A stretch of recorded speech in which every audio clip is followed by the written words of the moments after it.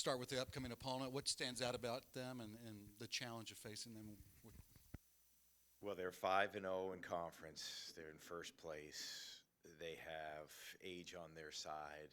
I think it's 21 years of college experience in their starting five. They've got a 25-year-old.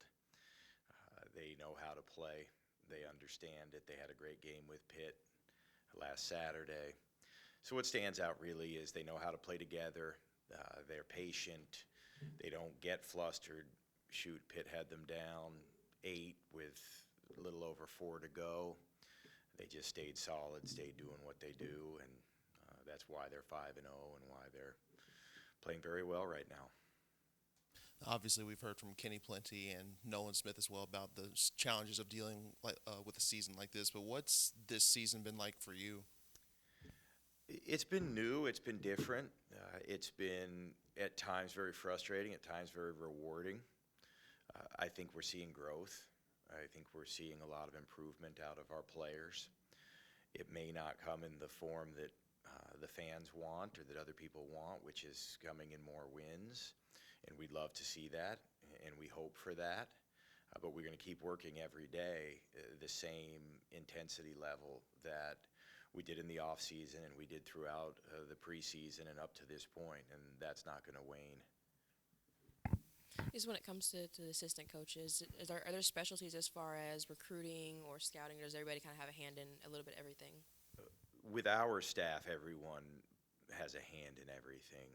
We feel, at least I feel, that Coach Payne brought together an amazing group of experienced individuals that we work with each other well, we respect each other immensely, and therefore we ask for input, we ask for help across all the different levels of responsibility.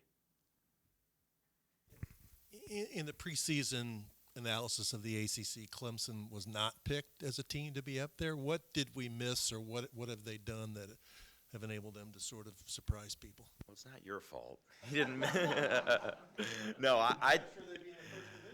well, I think that I saw some graphic. I think they were picked maybe 11th or something, right around where we were and where a lot of the teams that were kind of in that maybe last group or second to last group. It's just, I think what's changing in college basketball is we're seeing the age being crucial, the experience. Now, it doesn't mean that you had to have even been together, because if you look at Pitt, you look at a team that 4 of their 5 starters were all transfers new this year, and their 5th, Burton, was 2 years ago that he transferred in. So it has more to do with understanding the rigors and having played and having logged the minutes that give you the experience that helps you navigate a full season. And I think the fact that Clemson right now is clearly peaking kind of at this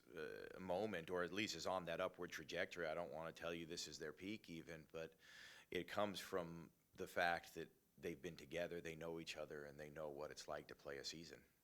In terms of age, though, does it come in terms of they are mentally tougher, or they're physically more mature and stronger because they've been through college basketball? How does it translate into an advantage? I think a lot of times in basketball, like in life, knowing that you have experienced a lot, knowing that there's going to be ups and downs and challenges, and how to basically budget, if you will, your energy and your focus, and understand what does it feel like in the summertime when you're preparing, then what does it feel like when you get to November and it's time to play games, and then what does it feel like when you're playing in December, January, February, when the grind is a little more there. It's a long season, and to know what to expect through that, I think, has a big value, and therefore that experience brings a lot. One of those guys is Hunter Tyson. What have you seen from him, and just what kind of challenge will that be in trying to contain him? I think Hunter Tyson is a very, very interesting player in college basketball today, a 5th-year player who averaged 1 point and 1 rebound as a freshman. And in today's environment, it's rare that that person sticks it out necessarily. And then it goes to 5 points, then it goes to 7, then 10, and then as a fifth-year senior now, it's 15 points. And in my opinion, is certainly up for a first-team all-conference consideration at this point. His ability to play inside, outside, and his improved three-point shooting makes him a very, very challenging matchup. And it's been fun to watch him play, having this been my first year of seeing them up close, being from a different conference. I can tell that he's somebody that's put a lot into this. Obviously, there's still some consistency issues with it, but it's hard to deny that the energy and the effort has been a lot better over the last couple of games. Does that give you faith and hope that the players are starting to not necessarily buy into, are starting to translate into Kenny Payne's message of win or learn? Well, first of all, thank you. It feels good to hear that it's obvious to people that the effort has been solid. And I do think that that goes back to Coach Payne. One thing about Coach Payne is nothing changes, and I don't expect, and I don't say that in terms of not adapting strategy. That certainly happens. But as far as approach, nothing's going to change. We're going to earn every bit of what we're trying to achieve, and Coach is continuing to be hard on and push our players, and our players are responding with an effort. It's very easy, and I have seen teams give in by this point, and this team has not. We spoke with Nolan last week, and obviously when you're struggling, everybody's thinking, okay, what's the future look like? And he was asked how's this being perceived on the recruiting trail. With everybody, I guess, on the staff involved in recruiting, I just kind of want to get your take on what kind of feedback you're receiving, because I imagine it's a topic of conversation, but what recruits are saying and what the message is to them after this poor start.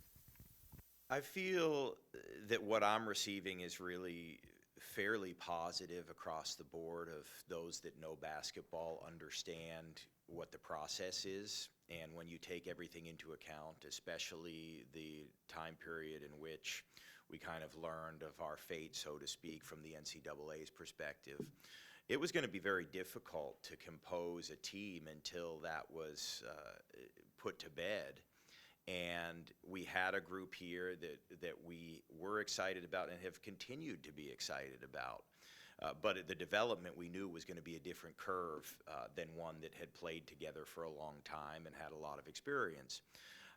When it comes to recruits and being out there and talking, again, it seems like the more they know about basketball, the better it is for us in terms of understanding, because they understand what we are doing right now and what we're putting out on the court and trying to get our players to do on a daily basis to help them improve themselves and the team is appreciated by those that understand it. Josh, obviously Mike James, ACC Rookie of the Week. How have you seen his confidence just take off over the course of the season?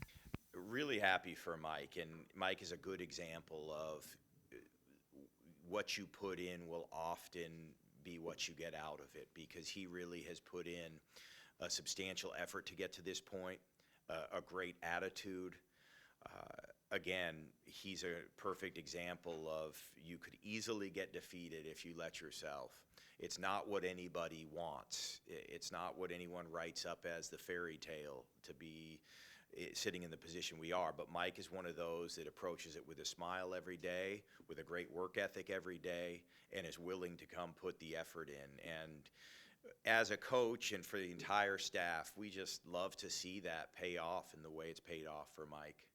Were you surprised to see him have the week that he did last? No, based on what I just said, I'll stand behind the fact that if we were going to see a breakout from an individual, Mike and his work ethic, he would be one that we would certainly put at the top of our list. Josh, with that, when you look at the confidence that he's got in the last 3 or 4 games, how much of the confidence that he needed a good game to kind of see his work kind of come, the work ethic come through, and then what is the next step for him now moving forward?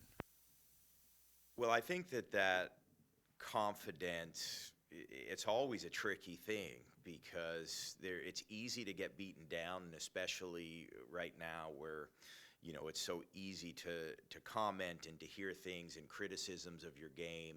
And Mike has just kind of put his head down and pushed through that. And coming off the injury, especially, he needed some positive this year, and it's taken him a little while to gain that, to get the condition back. But I think that from here, once you know you can do it, it becomes a lot easier. I mean, it's a little bit like winning, and that's where, we have to continue to reinforce to our players that we can win. We've done it. We've been very close on a few occasions, and we want to, find that groove again. But for Mike, I would expect that this would only work to bolster that level of confidence and hopefully allow us to see him continue to take steps. I just heard last week from talking to Kenny, I think that when Mike was in high school, he really played a lot of four.